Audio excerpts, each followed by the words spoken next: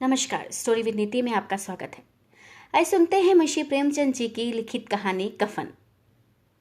मेरे साथ यानी आपके अपनी नीति के साथ। झोपड़े के द्वार पर बाप और बेटा दोनों एक बुझे हुए अलाव के सामने चुपचाप बैठे हुए हैं और अंदर बेटे की जवान बेबी बुधिया प्रसव वेदना में पछाड़ खा रही थी। रह रहकर उसके मुंह से ऐसी दिल हिला देने वाली आवाज निकलती थी कि दोनों कलेजा थाम लेते थे। जाड़ों की रात थी। प्रकृति सन्नाटे में डूबी हुई थी। सारा गांव अंधकार में लय हो गया था। घीसू ने कहा, मालूम होता है बचेगी नहीं बेचारी, सारा दिन दौड़ते हो गया, जा देख तो। माधव चिढ़कर बोला, मरना ही तो मर जाए, जल्दी मरे, नहीं तो जाती देखकर क्या करूं बचाओ, कुछ होगा तो है नहीं। उसे देखने से कुछ होगा? अगर कुछ हो तो जाऊं देख आऊं। तू बड़ा बेदर्द है बे, साल भर जिसके साथ सुख चैन से रहा उसी के साथ इतनी बेवफाई कर रहा है।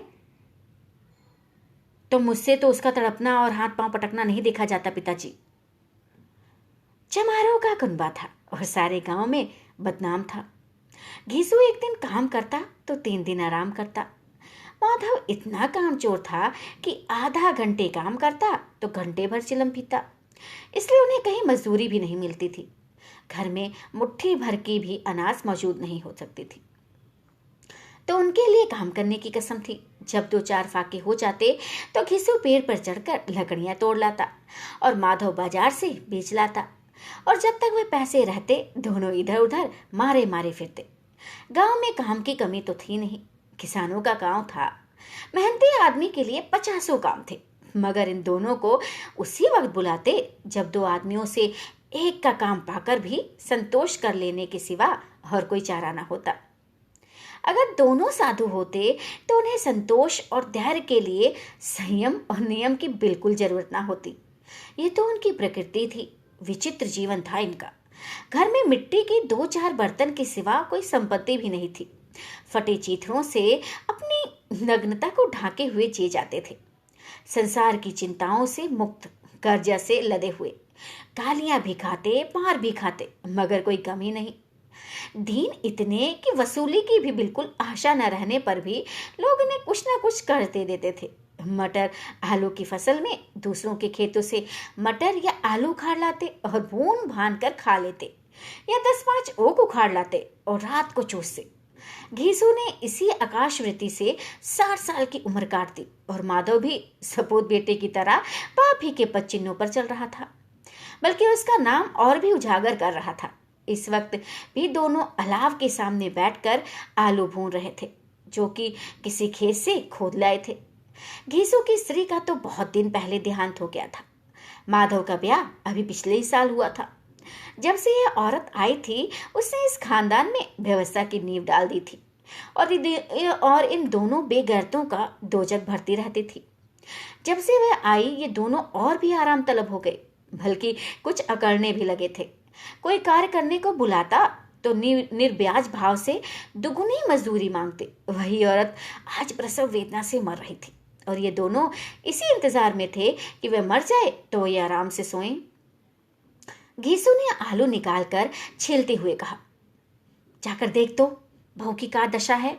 अरे चुड़ैल का फिसाद हुए, और कहा यहाँ तो ओझा भी 1 रुपया मांगता है। माधव को भय था कि वह कोठरी में गया तो घीसू आलूओं का बड़ा भाग साफ कर देगा। बोला, मुझे कहाँ डर लगता है, मैं ना जाऊंगा, मुझे डर लगता है। डर किस बात का, मैं तो यहाँ हूं ही। अच्छा तो तुम ही जाकर देखो। अच्छा, मेरी औरत जब मरी थी तो मैं 3 दिन तक उसके पास से हिला तक नहीं, और फिर भी मुझसे लजाएगी। क्या कहूं, जिसका कभी मुंह ना देखा उसके पास जाऊंगा तो वो लजाएगी नहीं। आज उसका उबड़ा हुआ बदन देखूं जाके। अच्छा, उसे तन की सुध भी नहीं होगी, और मुझे देख लेगी तो बेचारी खुलकर हाथ पांव भी ना मार पाएगी। मैं सोचता हूं बाल बच्चा हुआ तो क्या होगा पिताजी, सोंठ गुड़ तेल कुछ भी तो नहीं है घर में। चुप कर, सब कुछ आ जाएगा, भगवान दे तो कुछ। जो लोग अभी 1 पैसा नहीं दे रहे हैं ना, वही कल बुलाकर रुपए भी देंगे हमें। मेरे 9 लड़के हुए, घर में कभी कुछ नहीं था, मगर भगवान ने किसी ना किसी तरह बेड़ा पार लगाया ही ना। और जिस समाज में रात दिन मेहनत करने वालों की हालत उनकी हालत से बहुत अच्छी ना थी और किसानों के मुकाबले वो लोग कुछ देते नहीं हैं, तो हम लोग ऐसे ही तो करेंगे। किसानों के मुकाबले में वो लोग जो किसानों की दुर्बलताओं से लाभ उठाना चाहते थे कहीं ज्यादा संपन्न थे। वहां इस तरह की मनोवृत्ति का पैदा हो जाना कोई अचरज की बात ना थी। हम तो कहेंगे घीसू किसानों से कहीं ज्यादा विचारवान था और किसानों के विचार शून्य समूह में शामिल होने के बदले बैठकबाजों की कुत्सित मंडली में जा मिला था। हाँ, उसमें यह शक्ति ना थी कि बैठकबाजों के नियम और नीति का पालन करता। इसलिए जहां उसकी मंडली के और लोग गांव के सरगना और मुखिया बने हुए थे, उस पर सारा गांव उंगली उठाता था। फिर भी उसे तस्कीन तो थी कि अगर वह फटे हाल है तो कम से कम उसे किसानों की सी तोड़ मेहनत तो नहीं करनी पड़ती और उसकी सरलता और निर्भीकता से दूसरे लोग बेजा फायदा तो नहीं उठाते। दोनों आलू निकाल निकाल कर जलते जलते खाने लगे। कल से कुछ खाया तो ना था ना। इतना सब्र न था कि ठंडा हो जाने दें। कई बार दोनों की जवानें भी जल गई। छिल जाने पर आलू का बाहरी हिस्सा जवान, हलक और तालू को जला देता था और उस अंगारे को मुंह में रखने से ज्यादा खैरियत इसी में थी कि वह अंदर पहुंच जाए। वहां उसे ठंडा करने के लिए काफी सामान थे, इसलिए दोनों जल्द जल्द निकल जाते। हालांकि इस कोशिश में उनकी आंखों से आंसू भी निकल आते थे।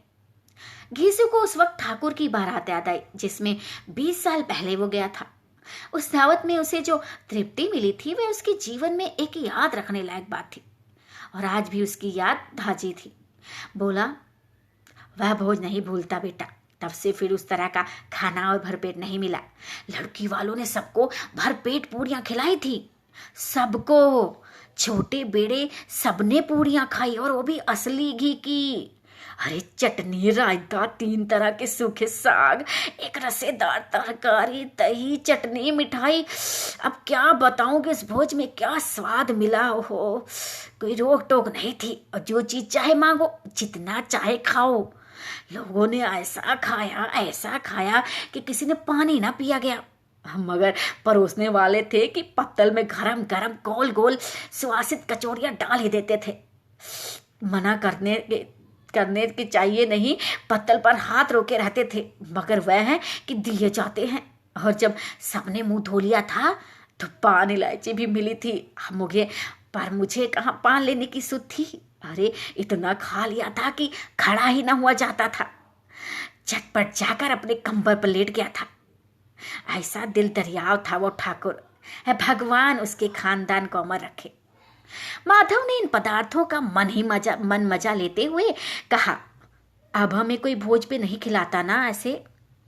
अब कोई क्या खिलाएगा, वह जमाना दूसरा था। अब तो सबको किफायत सूझती है। शादी ब्याह में मत खर्च करो, क्रियाक्रम में मत खर्च करो। पटोरने में तो कमी नहीं है इन लोगों को और खर्च करने में बहुत किफायत सूझती है इन बड़मनों को। तुमने 1 पीस पूरी खाई होंगी। माधव को बड़ी लालसा हुई ये पूछने की कि आखिर तुमने क्या खाया था। तो वो पूछ उठा, अच्छा तुमने 1 पीस पूरी तो खाई होगी है ना पिताजी? अरे 20 से ज्यादा खाई थी, मैं तो 50 खा जाता। अरे 50 से कम तो मैंने भी ना खाई होंगी। अच्छा पका था, बहुत मजा आया। तू तो मेरा आधा भी नहीं है। आलू खाकर दोनों ने पानी पिया और वहीं अलाव के सामने अपनी धोतियां ओढ़कर पांव पेट में डाले यूं सोए जैसे अजगर गेंडोलियां मारे पड़े हो और बुधिया अभी तक करा रही थी। सवेरे माधव ने कोठरी में जाकर देखा तो उसकी स्त्री ठंडी हो गई थी। उसके मुंह पर मक्खियां भिनक रही थी, पथराई हुई आंखें ऊपर टंगी हुई थी, सारी देह धूल से लपतप हो रही थी। उसके पेट में बच्चा मर गया था। माधव भागा हुआ घीसू के पास आया। फिर दोनों जोर जोर से हाय हाय करने और छाती पीटने लगे। पड़ोस वालों ने ये रोना धोना सुना तो दौड़े हुए आए और पुरानी मर्यादा के अनुसार इन अभागों को समझाने लगे। मगर ज्यादा रोने पीटने का अवसर ना था। कफन की और लकड़ी की फिक्र करनी थी। घर में तो पैसा इस तरह गायब था जैसे चील के घोंसलों से मांस। बाप बेटे रोते हुए गांव के जमींदार के पास गए। वे इन दोनों की सूरत से नफरत करते थे। कई बार इन्हें अपने हाथों से पीट चुके थे, चोरी करने के लिए, वादे पर काम पर ना आने के लिए। पूछा, क्या है बे गुस्वा, रोता क्यों है? अब तो तू कहीं दिखलाई भी नहीं देता, मालूम होता है इस गांव में रहना ही नहीं चाहता। घीसू ने जमीन पर सिर रखकर आंखों में आंसू भरे हुए कहा, सरकार, बड़ी विपत्ति में हूँ। माधव की घरवाली रात को गुजर गई। रात भर तड़पती रही बेचारी। हम दोनों उसके सिरहाने ही बैठे रहे। दवा दारू जो कुछ हो सका सरकार सब कुछ किया, मुदा वह हमें दगा दे गई। अब कोई एक रोटी देने वाला भी नहीं रहा मालिक। तबाह हो गए, घर उजड़ गया। आपका गुलाम हूँ, अब आपके सिवा कौन उसकी मिट्टी बाहर लगाएगा। हमारे हाथ में जो कुछ था वह सब तो दवा दारू में उठ गया। सरकार ही की दया होगी तो उसकी मिट्टी उठेगी। आपके सिवा किसके द्वार पर जाऊं? जमींदार साहब कुछ दयालु थे, मगर घीसू पर दया करने का मतलब था कि काले कंबर पर रंग चढ़ाना। जी में तो आया, कह दे चल दूर हो यहाँ से, ये तो बुलाने से भी नहीं आता। आज जब गरज पड़ी है तो आकर खुद खुशामद करने लगा है। हरामखोर कहीं का बदमाश। लेकिन ये क्रोध या दंड देने का अवसर तो नहीं था। जी में कुड़ते हुए भी 2 रुपए निकाल कर फेंक ही दिए, मगर संतावना का एक शब्द भी मुंह से ना निकला। उसकी तरफ ताका तक नहीं, जैसे सिर का बोझ उतरा हो। जब जमींदार साहब ने 2 रुपए दिए तो गांव के बनिए महाजनों को इनकार का साहस कैसे होता। घीसू जमींदार के नाम का ढिंढोरा भी पीटना जानता था। किसी ने 2 आने दिए, किसी ने 4 आने। 1 घंटे में घीसू के पास 5 रुपए की अच्छी रकम जमा हो गई। कहीं से अनाज मिल गया और कहीं से लकड़ी। और दोपहर को घीसू और माधव बाजार से कफन लाने चले। इधर लोग बांस काटने लगे। गांव की नरम दिल स्त्रियां आकर लाश देखती थी और उसकी बेकसी पर 2 बूंद आंसू गिराकर चली जाती थी। बाजार में पहुंचकर घीसू बोला, लकड़ी तो उसे जलाने भर को मिल गई है, क्यों माधव?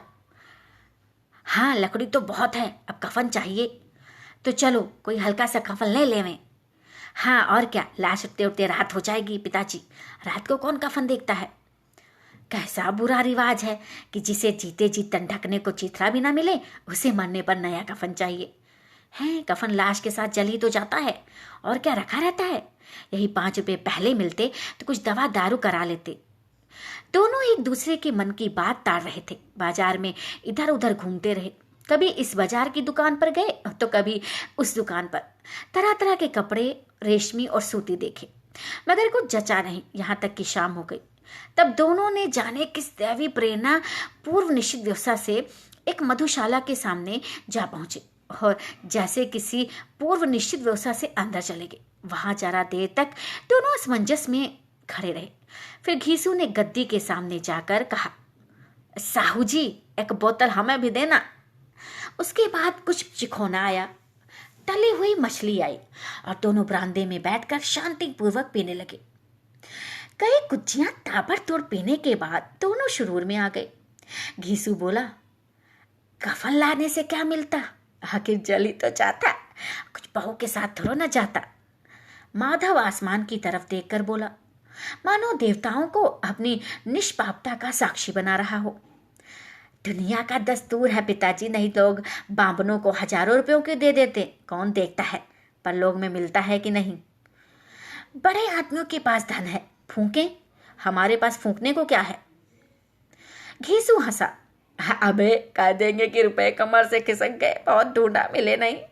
लोगों को विश्वास ना आएगा, लेकिन फिर यही रुपए देंगे, देखना। माधव भी हंसा। इस अनअपेक्षित सौभाग्य पर बोला, बड़ी अच्छी थी बेचारी, है ना पिताजी, मरी तो खूब खिला पिला कर, आधी बोतल से ज्यादा उड़ गई। खीसू ने 200 रुपया भी मंगाई। चटनी, अचार, कलेजियां। शराब खाने के सामने ही दुकान थी। माधव लपक कर 2 पत्तलों में सारे सामान ले आया। पूरा 1.5 रुपया खर्च हो गया, सिर्फ थोड़े से पैसे बचे रहे। दोनों इस वक्त इस शान में बैठे पूड़ियां खा रहे थे जैसे जंगल में कोई शेर अपना शिकार उड़ा रहा हो। न जवाबदेही का खौफ था, न बदनामी की फिक्र। इन सब भावनाओं को उन्होंने बहुत पहले ही जीत लिया था। घीसू दार्शनिक भाव से बोला, हमारी आत्मा प्रसन्न हो रही है तो क्या उसे पुण्य न मिलेगा।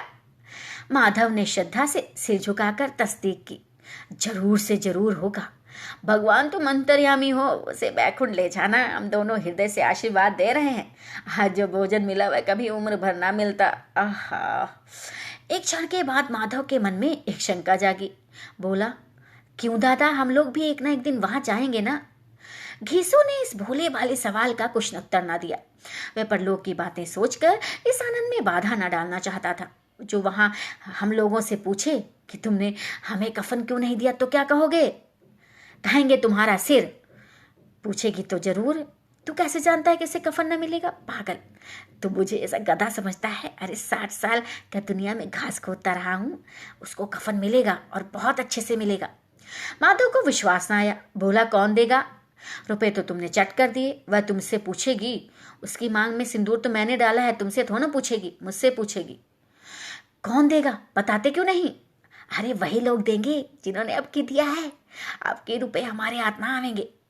जो जो अंधेरा बढ़ता था और सितारों की चमक तेज होती थी, मधुशाला की रौनक भी बढ़ती जाती थी। कोई गाता था, कोई डींग मारता था, कोई अपने संगी के गले लिपटा जाता था, कोई अपने दोस्त के मुंह में कुल्हड़ लगाए देता था। वहां के वातावरण में सुरूर था, हवा में नशा। कितने तो यहाँ आकर एक चुल्लू में मस्त हो जाते थे। शराब से ज्यादा यहाँ की हवा उन पर नशा करती थी। जीवन की बाधाएं यहाँ खींच लाती थी और कुछ देर के लिए ये भूल जाते थे कि वे जीते हैं या मरते। ये न जीते हैं न मरते। और ये दोनों माँ बाप और दोनों बाप बेटे अब भी मजे ले लेकर चुस्कियां ले रहे थे। सबकी निगाहें इन्हीं की ओर जमी हुई थी। दोनों कितने भाग्य के बली हैं। पूरी बोतल बीच में है। भरपेट खाकर माधव ने बची हुई पूड़ियों का पत्तल उठाकर एक भिखारी को दे दिया, जो खड़ा इनकी और भूखी आंखों से देख रहा था और देने के गौरव, आनंद और उल्लास का अपने जीवन में पहली बार अनुभव किया। घीसू ने कहा, ले जा, खूब खा और आशीर्वाद दे। जिसकी कमाई है वह तो मर गई है, मगर तेरा आशीर्वाद उसे जरूर पहुंचेगा। रोए रोए से आशीर्वाद दो, बड़ी गाड़ी कमाई के पैसे हैं भैया।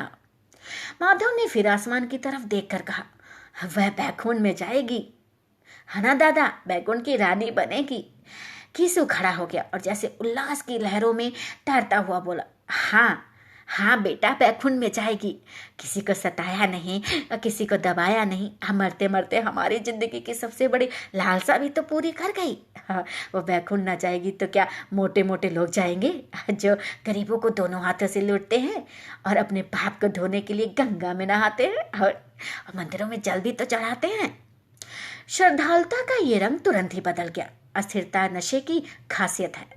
दुख और निराशा का दौरा हुआ। माधव बोला, मगर दादा बेचारी ने जिंदगी में बड़ा दुख किया। कितना दुख झेल कर मरी। वह आंखों पर हाथ रखकर रोने लगा, चीखे मार मार कर। घीसू ने समझाया, क्यों रोता है बेटा?